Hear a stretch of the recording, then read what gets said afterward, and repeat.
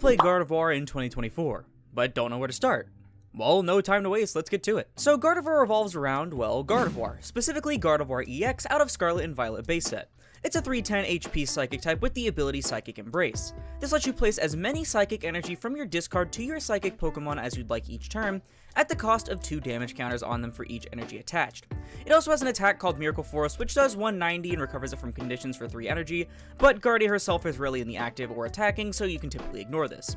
If you couldn't tell, the game plan right off the bat is using Gardevoir on your bench to accelerate your Psychic Energy onto your Psychic attackers in order to take knockouts. So who are your Psychic attackers? Well, 2 of them come to mind as a staple for any Gardevoir deck. Drifloon and Screamtail are your main go-tos for any list. Drifloon has 70 HP and Screamtail 90, and both serve their own purpose in the deck. Drifloon has the Balloon Blast attack that does 30 damage for each damage counter on it, and Screamtail's Roaring Scream does 20 per counter, however it can hit any opponent's Pokemon, not just the active. These 2 basic Pokemon utilize the downside of Gardevoir's Psychic Embrace ability, being the damage to your own Pokemon, as an advantage. To round it up for easy turns, each energy attached to Drifloon via Psychic Embrace will give Balloon Blast 60 damage, and each attached to Screamtail will do 40 damage. This can allow both Pokemon to take massive knockouts incredibly fast by juicing up their respective attacks with tons of Psychic Energy off of Gardevoir. However, their measly HP stats make it seem like you can't get too high, right? I mean, their attacks cap naturally at 180 and 160 respectively, which can't really one-shot anything super relevant most of the time. Well, that's where your tools come in. Current Gardevoir makes use of HP boosting tools for both of these attackers to increase their health pool, which of course lets you attach more energy off of your ability and deal more damage. For example, a full Balloon Blast with a Bravery Charm can go up to 300 damage, 330 with a damage pump, and a Hero's or Luxurious Cape gets it up to 480 damage, effectively allowing you to one-shot anything in the game.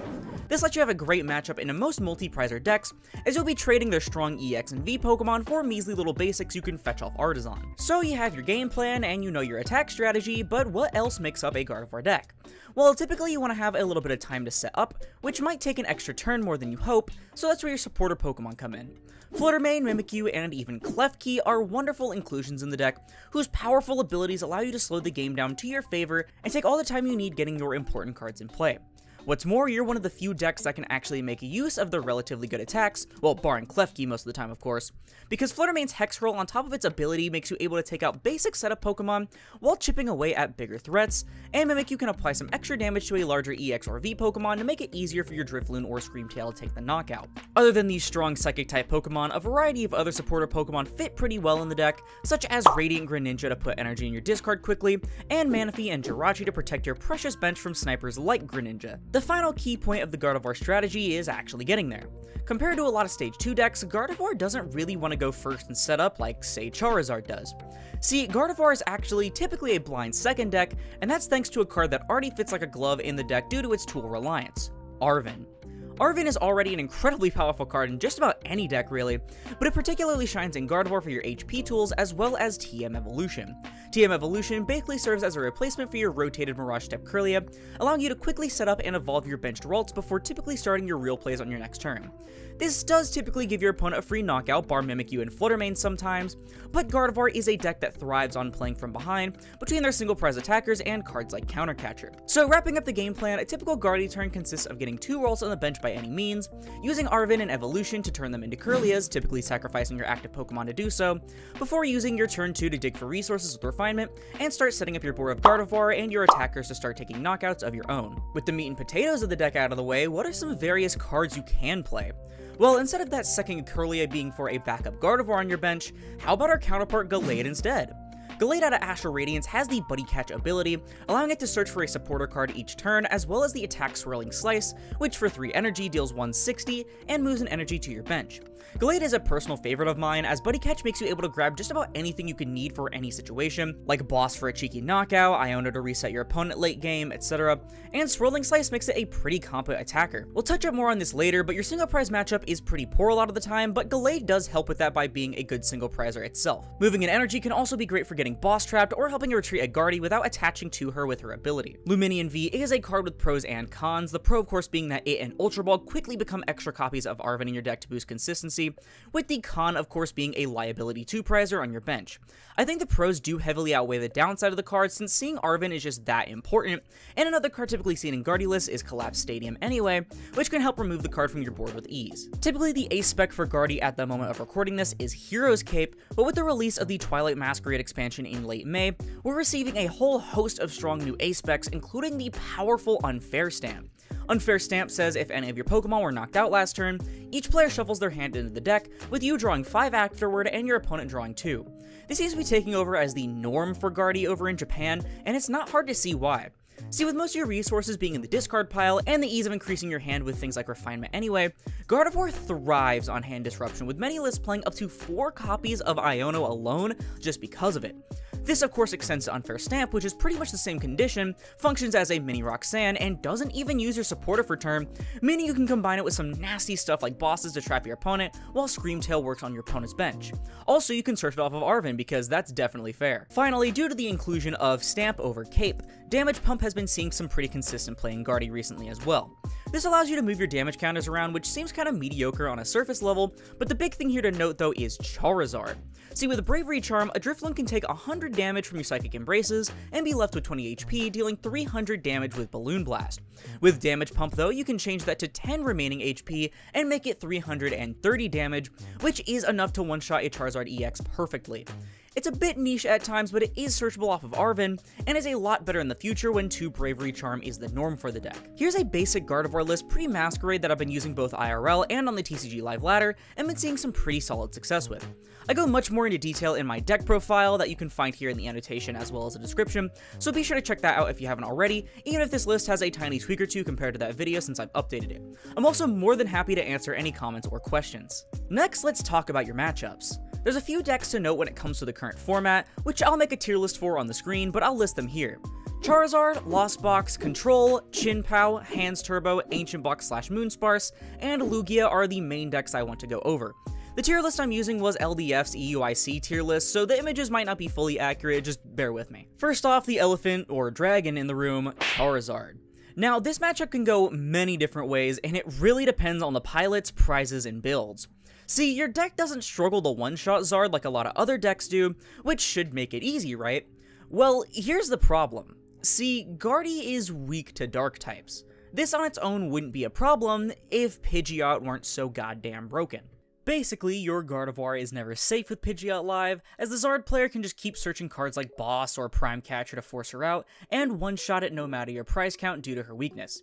Hell, they can even search Lost Vacuum if they play it, which can usually get them a free Drifloon knockout after you KO a Charizard, plus whatever they get with a second Charizard. Basically, this matchup depends on their boss count, their ability to keep replacing Zard, and your ability to stall as long as possible. You can try to snipe the Pidgeot, boss trap with Screamtail for their bench, or use cards like Iona to keep disrupting their hand and make them struggle to both set up and get rid of Guardy, which works especially well with cards like Mimikyu. Next is Lost Box, and this really depends on the variant. Lost Tina is actually a pretty solid matchup. It's a little clunkier than regular Lost Box in terms of consistency, so you'll get a little bit more time to set up typically. As well, Giratina thrives against decks utilizing massive 2-prize attackers, such as Charizard, and in this case you're only really sacrificing Gardevoir to Giratina if they force her out, making Star Requiem as a whole just kinda mediocre. The Pure Box variant is a little more tricky though, as they have more flexibility based on the situation, and cards like Iron Hands can be a little tricky to navigate around. In both matchups though, Fluttermane is an incredible card, essentially shutting off the entire Lost engine and helping to take knockouts, and Manaphy and Jirachi are important to ward off Greninja and Sableye. Our first set of poor matchups comes from the Ancient variants. Now, don't get me wrong, any matchup can be situational of course, technically, but the decks listed in Not Great are going to put up a bit more of a fight than others, essentially, for a variety of reasons. As I mentioned earlier in the video, your matchup into single prize focused decks isn't the greatest. You thrive on taking massive knockouts on high HP 2-prizers, and they're the perfect counters due to doing the same thing as you. The reason Ancient variants in particular are so good is of course due to Roaring Moon. Your whole deck is weak to Dark, meaning that with their massive draw power, a boss or prime catcher on Guardy is sure to hurt you pretty bad, and they don't need too many Ancients in the discard to do it. Compared to Charizard though, who you can take 2 prizes from right back usually, Ancient has the same goal as you by only giving you 1 prize in return for the knockout. Both Ancient variants have their disadvantages against you though, that you can make great use out of. Ancient Boss Rocks is a bit clunkier due to Koraidon in the late game not being so great, and the lack of extra draw acceleration that Moonspars has mean you can give them a hard time with cards like Iono, and Moonspars players can make the fatal mistake of going for a big moon too early, giving you the fuel needed to get that extra prize card by forcing it out and taking the knockout, which can give you the lead you need. The counter to both of these decks though is to boss trap things like the Greninja and use Screamtail to snipe off their attackers on the bench before they can become a problem in the first place. We've discussed a bad matchup, but let's discuss your best matchup, Chien-Pao. This is quite possibly the freest matchup you could ask for many reasons. The biggest one is of course Screamtail, who, without any tools, can perfectly one-shot a benched Baxcalibur and set the Chien-Pao player back many steps if they didn't set up a Mana Fade. You can also take positive trades with Chien-Pao as an attacker, who still has to sacrifice energy to knock out your Pokemon, while Drifloon keeps taking multiple prizes from it very quickly. Gardevoir has 310 HP, meaning they need to give up 6 energy just to knock her out, and 8 energy if you equip her with a Hero's Cape, which is a pretty solid idea, considering you don't really need it for Drifloon to knock out Chien-Pao. Fluttermane and especially Mimikyu are amazing stall cards against the deck, as the Flormer slows their acceleration down immensely, and maybe forces out the Hyper Blower off the Iron Bundle, while the latter forces them to sacrifice things like Greninja or even Baxcalibur to take the knockout on it.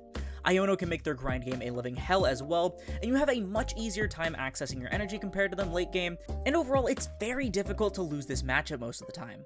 A deck rising in popularity lately has been Pidgeot Control. This is essentially a stall deck utilizing Pidgeot's insane quick search ability to turn the tide of the game into its favor for whatever it needs to help lock you out of the game, be it by boss trapping, milling your deck, or even dwindling your resources to go for a cheeky Radiant Zard knockout late game. Now, I haven't played against this deck too frequently with Gardy, but the experience overall seems to have a pretty favorable matchup into the deck.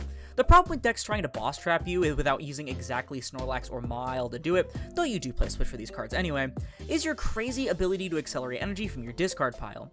See, if you don't play any non-psychic Pokemon onto your board and they don't have cards like Erica's, you can just use Gardy to attach energy to anything being forced in to get the retreat anyway. This does get trickier when you factor in cards like Erica though, but between Turos and Switch, it shouldn't be a huge issue overall.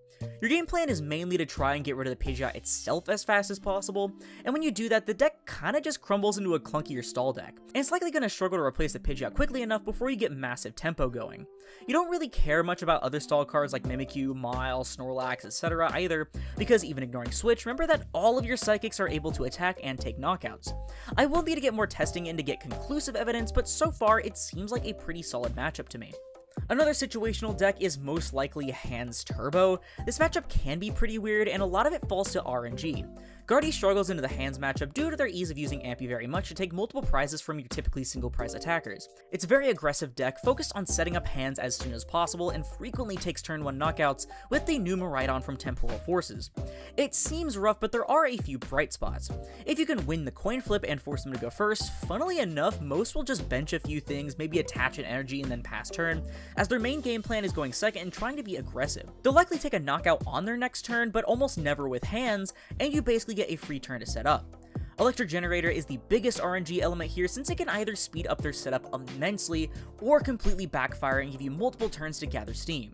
Speaking of steam, the deck can run out of it pretty fast. If you can return the knockouts on hands faster than they can set them up, you get a pretty significant advantage. This is especially useful if you use things like Screamtail, which is especially amazing to take out in Iron Hands that they set up with Miraidon on the bench, since you won't have to worry about cards like Heavy Baton setting up another. Speaking of, a good old boss trap can work, especially when they loop their hand with Iono. Just be careful as Future Capsule is really strong.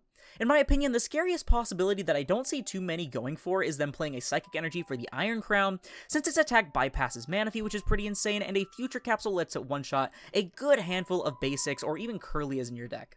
Finally, the last matchup here, and the final one in not great, is Lugia. Now don't get me wrong, if you can stop them from setting up by the deck folding to itself brick-wise and you getting extra cards for mulligans, great. Otherwise, you experience the same issues as you do with other single-prize decks. Chinchino is an insane single-prize attacker that can easily one-shot your Gardevoir if gusted in, with Snorlax being a great alternative for them as well. They also struggle to be boss trapped themselves, much like your own deck, due to the massive energy acceleration, and finally cards like Gift Energy can be difficult to dance around, and its resource gain is immense most of the time. The best way to beat the deck is kind of like every other deck strategy against it: force it to brick with cards like Iono, get rid of the Archeops as fast as possible, or snipe the Lugias for the extra prize cards, especially in the late game. Thankfully, the clunkiness of Lugia overall can also give you an extra turn or two to set up a lot of the time, so that's also appreciated. Not to mention, you also don't really care about some other cards like V-Guard or Mist Energy, making them pretty irrelevant. Now, there are of course many viable decks this format to take into consideration, but these are just some of the most representative ones I've seen, particularly in Top Cut and on the TCG Live Ladder. Again, just because a matchup happens to be in the bottom category doesn't mean it's impossible or even very difficult to win. You'll just struggle a bit more compared to the other decks on the list. Well, that's about all I have to say about Gardevoir in the current state of the game. It's a shame that rotation hit the deck so hard, making it fall from its state as arguably the second best deck in the room aside from Charizard, but I don't think that was the end for Gardevoir. The deck still sees decent results, especially after the Twilight Masquerade sets in Japan, and I think it can still continue to do well in the future, especially if you see more great Psychic or Gardevoir cards released in the card pool. Again, be sure to check out my deck profile for the deck for a deeper breakdown on card choices and such, especially for anyone starting out with the League Battle deck and looking to upgrade. But with that being said, thank you all so much for watching the video. If you liked it, please sure to leave a like as helps put this video and the channel into YouTube recommended, and if it's content super like it, like the rest of my Pokemon content, then be sure to subscribe and turn on notifications, because it supports the channel more than anything else, and it's absolutely free, and we're trying to hit 10,000 subscribers by the end of 2024. Also, if you want to support me directly, we're going to get some awesome TCG merchandise in the process. Check out Tapio cards and link down below. Use code Aurora5 for 5% off your purchase at checkout, and support me financially. But once again, thank you all so much for watching, and I'll see you in the next one. This is Aurora, signing off.